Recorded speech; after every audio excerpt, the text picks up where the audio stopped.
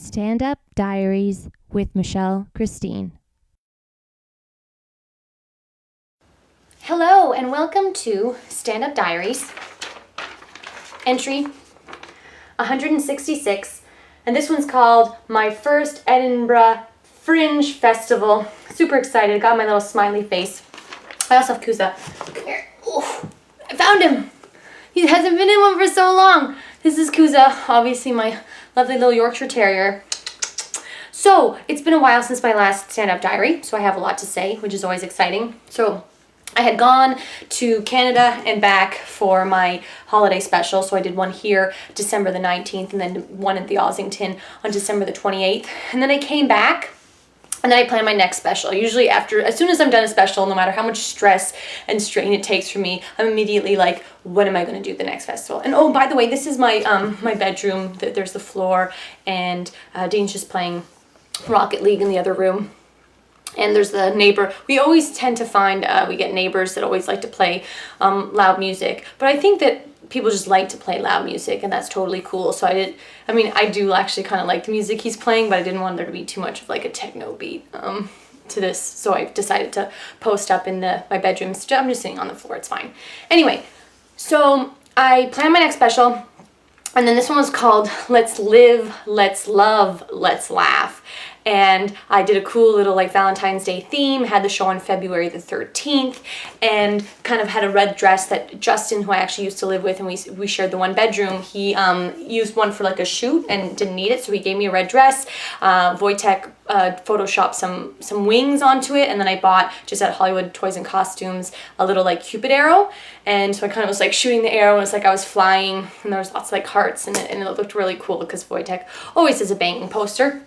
And so that was super fun, and we had a great crowd again. It was really exciting. We had I think it was probably my best show yet. My friend Daphne, who came, also said that at the end of the show. We just did a pay what you can bucket, and at the end of the bucket, I was able to pay the venue fee. I had $2 left over, paid the headliner, the comic that stuck around at the end of the show, and $1. I had $1, so I got to have like $1 that I could frame and put on my wall as my first like American dollar of doing comedy here, which is kind of cool.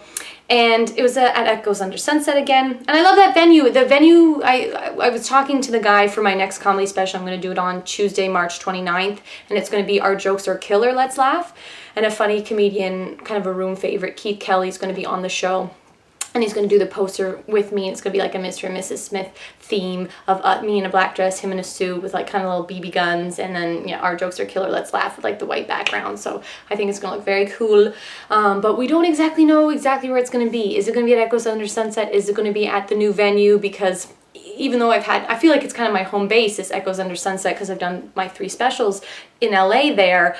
He's going to be looking for a new venue, and I think it's in Little Tokyo from what he said to me. I think he said Little Tokyo. So we'll see about where the venue ends up being, or if it needs to be moved, if there's going to be like renovations and I can't do it at that time. So the end of March is the next one, and I'm very excited for it. And then I'm going to do another one after that I ordered a women's Canadian Mountie costume, and I wanted one for like an all Canadian special where it would be We're All Canadian, Let's Laugh.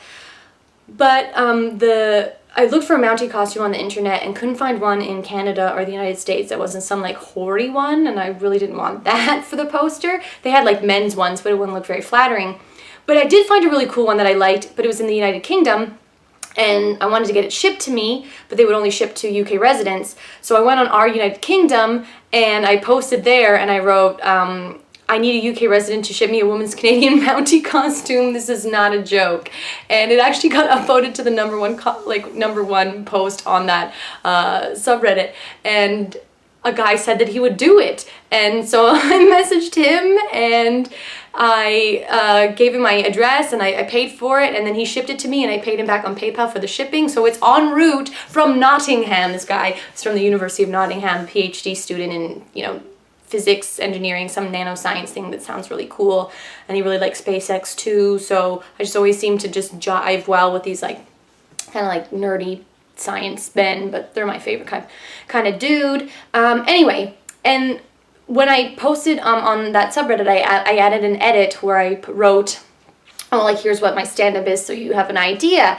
And a lot of people commented, well, a couple people, not a lot, but one person commented, oh, like, you should apply to the Fringe Festival. And I thought, well, I was thinking about it. And then someone else commented, from that routine alone, you're better than 90% of the people that make it here. Like, really, like, apply. You're going to get so much out of it. And the BBC is really trying to help promote women, comedians, and all this stuff. And so sometimes you just need a little bit of a push. Like, I'm very motivated and driven, but you still need positive reinforcement. They've done studies where they don't give someone positive reinforcement and ask them to do a task, and then they give somebody the same task and give them positive reinforcement, and the person who had positive reinforcement always lasts longer. So no matter who you are, it's really good to have good feedback.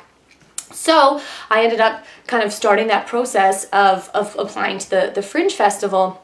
And initially I applied to a free Fringe Festival, but they responded back to me that I had said in my application that I had applied to other festivals, so it like voided my application and they weren't going to take it any further. And I wrote back like, oh, that must be a mistake. Like, I read your terms and conditions. I didn't apply to any other festival. Please let me know that you've received this.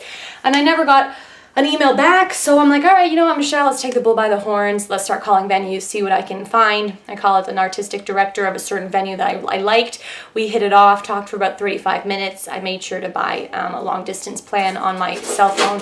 Oh, the dog's gonna wanna leave. See, the dog's gonna wanna leave, but I'm not wearing any pants. So I knew that this was probably gonna be a problem at some point, and here we are. But we know what the dog's just gonna have. Kuza, come on.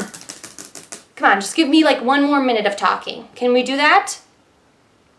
Okay. Cool. Anyway, so we hit it off, talked for 35 minutes, got a special phone plan before I started calling Edinburgh, $15 for like unlimited calling, so it didn't cost me a bunch of money to talk for 35 minutes because I knew I would probably end up talking to people for a long time. And she extended an offer for a 25 run show at her venue, a cool intimate venue, about 40-person capacity. So I'll head there for August, and I'm very, very excited, and I'll be part of the official Fringe show, so I will pay, the fee and pay for the venue and things like that. But you have to invest in yourself. I did another tour of SpaceX with my Solar City people. And, when you read about Elon Musk, and it was his own money he used for his companies, and if you're not willing to invest in yourself, why should anyone else invest in you? So I'm more than happy to go there, invest in myself, have like a pay what you can bucket at the end of the show, see how much I can recoup, and stay with some family in Edinburgh, and just try to just get the most out of having 25 shows, 50 minutes long. I think that's going to be so fun. Kuza, come on!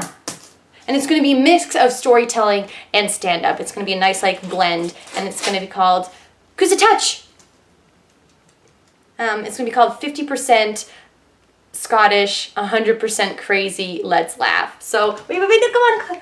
It's in August. I was wanting to pick up Kuza, but he's clearly ready to leave this bedroom ASAP. So this has been your next edition of Stand-Up Diaries. Someone rushed at the end, but you know what? I like taking these in one take. This is raw. This is raw YouTubing. Anyways, you have yourself a wonderful day.